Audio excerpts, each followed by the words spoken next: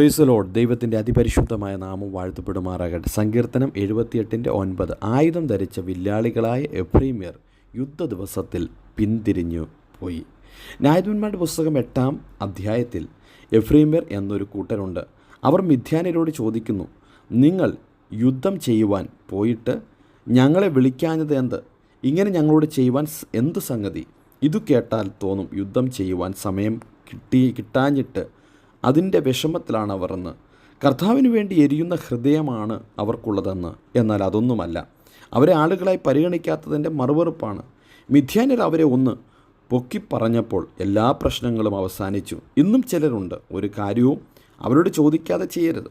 അവർ നേതാക്കന്മാരാണ്, എല്ലാറ്റിനും അവരെ വിളിക്കണം, അവരോട് പറഞ്ഞിരിക്കണം. അത്രമാത്രം ചുമൽ കൊടുക്കേണ്ടുന്ന കാര്യവും സമയവും വരുമ്പോൾ അവരെ കിട്ടിയെന്നും വരികയില്ല. അതാണ് തിരുവചനത്തിൽ നാം വായിക്കുന്നത്.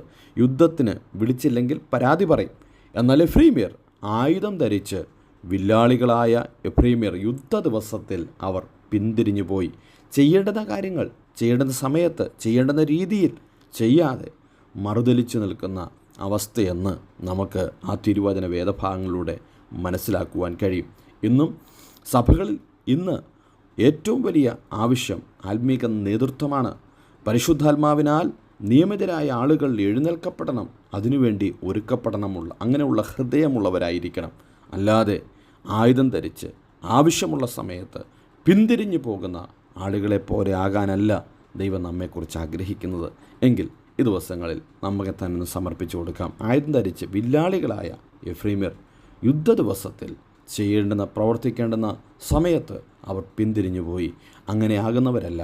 ദൈവത്തിന് വേണ്ടി വേർതിരിക്കപ്പെട്ട ദൈവജനം എപ്പോഴും ദൈവത്തിൻ്റെ ഇഷ്ടപ്രകാരം, ദൈവത്തിൻ്റെ ആഗ്രഹപ്രകാരം ജീവിതം നയിക്കുവാൻ കർത്താവ് നമ്മെ എല്ലാവരെയും സഹായിക്കുമാറാകട്ടെ.